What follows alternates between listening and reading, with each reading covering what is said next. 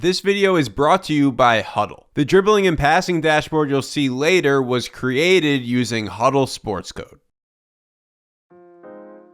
Here's a list of last season's most efficient offenses. Even without making any adjustments for strength of schedule, the two teams from the national championship game were at the top. And Houston, another Final Four member, also cracked the top 5. Stylistically, those three were all aligned with how most college basketball teams now play.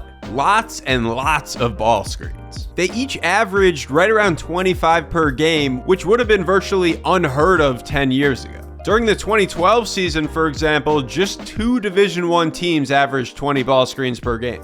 Last season, 201 teams averaged 20 per game. Spreading the floor, setting a screen, and allowing a playmaker to probe the defense off the dribble is now the way of life in college basketball. But as we start scrolling down the list, there's one notable exception among the top 15 offenses. A team that finished 11th in points per possession, but used just 4 ball screens per game. The Bellarmine Knights. If you're not from the state of Kentucky, there's probably a decent chance you've never heard of Bellarmine University. But head coach Scott Davenport has arguably the most unique offensive scheme in the country. One that routinely generates possessions similar to this one. 10 consecutive passes with 0 dribbles in between, all leading to an eventual layup. Here it is against a high major opponent in Notre Dame. This time they start the possessions with 11 passes before taking their first dribble, relying on off-ball cutting and screening to wear down the Notre Dame defense and again generate a high percentage layup. It's all that motion and unselfish passing that makes the Bellarmine offense such an outlier. Davenport himself refers to the style as pressing on offense. You press on offense by making the defense uncomfortable and you speed them up. Well, how do you do that, coach? You don't do that dribble. You do that off the pass. Because when you move the ball, you move the defense. To produce this video, we charted every single pass and dribble from 5 different Bellarmine games. I'll show you those numbers, plus the X's and O's and all the details behind that press on offense style. Please hit those like and subscribe buttons to help out the channel, and let's get into it.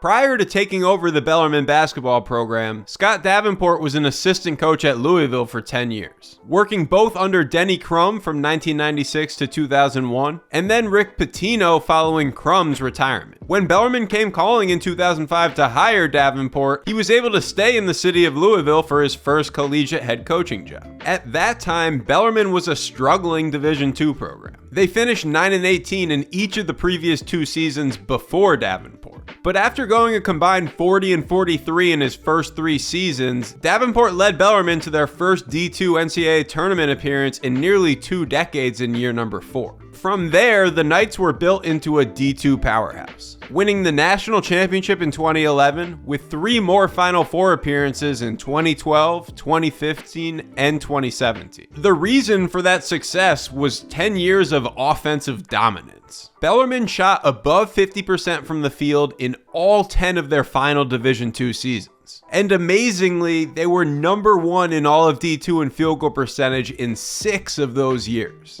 Following the 2020 season, the Knights transitioned to the Division I level, joining the A-Sun Conference. They were then picked by the media to finish dead last in the preseason poll. But the big question was, would that amazing offensive track record translate to D1?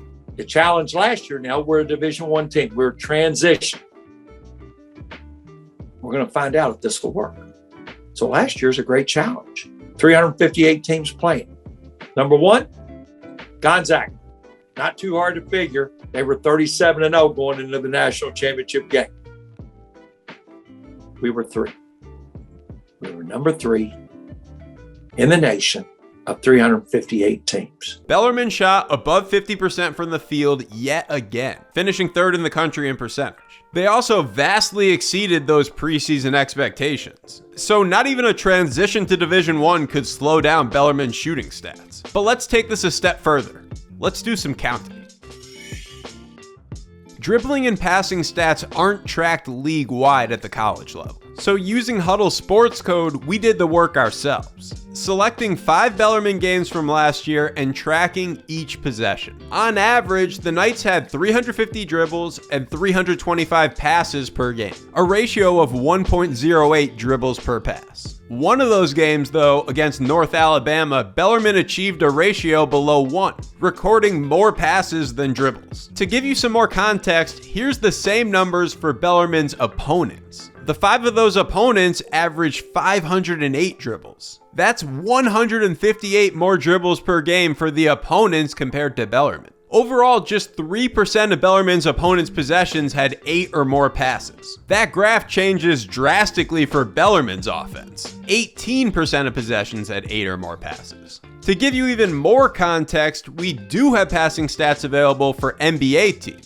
Last season, there were 3 teams tied for the most passes in the NBA at 308, well short of Bellarmine's 350. But remember, college games are 8 minutes shorter than an NBA game. So if we make the adjustment to per 48 minutes, Bellarmine averaged over 100 more passes than every single NBA team. The Knights are clearly an offensive outlier. But why and how does their offense produce those results? Let's talk X's and O's. The most common way Bellarmine starts its offense is with scissor action. 2 players cutting off of the 5-man. The first cutter moves towards the ball side block where he can occasionally catch his man sleeping for a layup. But it's the second cutter that tends to get open at a much higher frequency. Bellarmine will look to throw the lob pass up towards that weak side block to hit the second cutter for a dunk or layup. Here's the opening possession of a game. If you're a Bellarmine opponent, you have to know the scissor action is coming. You probably went over it all week in practice. And yet the Knights still get the easy bucket. There's a few reasons why this relatively simple action is so effective. First off, their roster is loaded with great passers. They're especially good at making that 2-hand overhead lob pass. And if the defender loses vision when guarding the cut, they'll sneak a pass in even the tightest of spaces. Watch Duke defend it. Matthew Hurt tries to switch, and even though he's in line with the second cutter, Bellarmine still sneaks it in. Another strength of the Knights is reading the defense. The first cut here would normally be towards the ball side block, but Dylan Penn sees the defense cheating over the screen and cuts back door instead. On this play, North Alabama guards the scissor by sagging their 5-man, allowing him to protect the paint. So Bellarmine runs a play to exploit that coverage, screening the 5-man and nailing the 3. These little reads and adjustments are how a play so simple can still be so effective. Another one of those tweaks is when Bellarmine enters the ball directly into the 5-man and then still cuts to the basket when the defense turns their head to look at the ball. If the first cut and the second cut aren't open, there's a pretty good chance another cut is on its way. The defense just can't afford to let up when guarding the Bellarmine off-ball motion.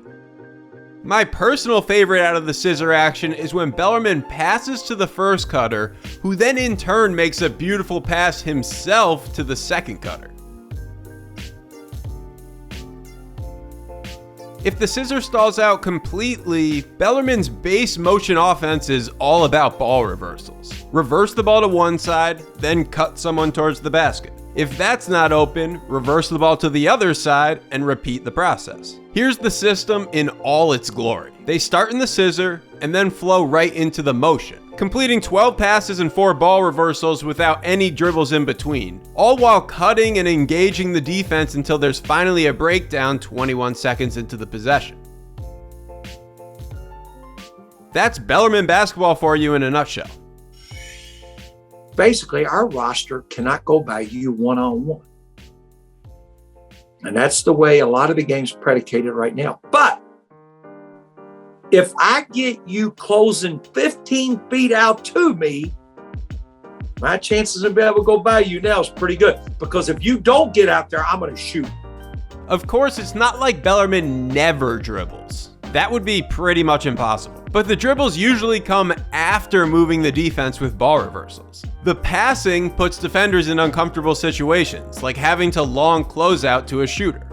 Here's an example where all the movement early in the possession then creates a wide open baseline drive later on. It's hard for the defense to chase Bellarmine around while also still maintaining normal help principles. I showed in the beginning of the video that Bellarmine uses the fewest ball screens of any team in the country. But one way they do create offense is through the post-up. That's the one area where they will use the dribble to go one-on-one.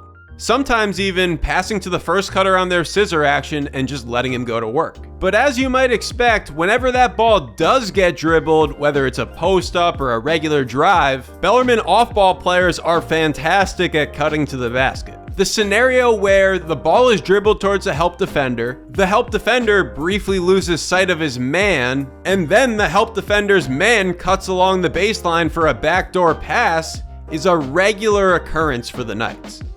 In addition to their base motion offense, Bellarmine does run some quick hitting set plays. So let's end the video by looking at my two favorites. The first one is similar to blind pig action out of the triangle offense. The guards cross over each other above the foul line while the bigs flash to the elbow. Once the ball is passed to the elbow, the guard on that side automatically cuts towards the basket. Watch how Adam Eberhard makes the pass, jumping and spinning in the air and trusting that the cut is going to be right on time. The second play is out of Bellarmine's Iverson series. It starts with a guard making the Iverson cut from one wing to the other. As that's happening, the other guard sets two back screens with the second one going for a lob to the basket. So that's the style of one of the most unique offenses in college basketball. Of course, it's not the only way to play offense. There are, after all, plenty of examples of teams having great success by running ball screen schemes. But Bellarmine recruits players for the style and then develops them once they get on campus. Clearly, over the last decade, it's paid off. First lesson you ever learn in coaching is there's more than one way to be successful. There is no one way. And you mentioned other coaches. But it works for us. A big thank you to Hudl for sponsoring this video. If you're a coach at any level looking to enhance your video and scouting process, I highly recommend Hudl Sportscode. It's used by college and NBA teams all across the country, and it allows you to create custom reports like this one, or this one, or this one, that integrate both video and analytics together. Hudl Sportscode was essential for us during my time as a video coordinator at New Mexico State. For more information, you can go to hudl.com/hoopvision or click the link in the description. Thanks for watching. See you in the next one.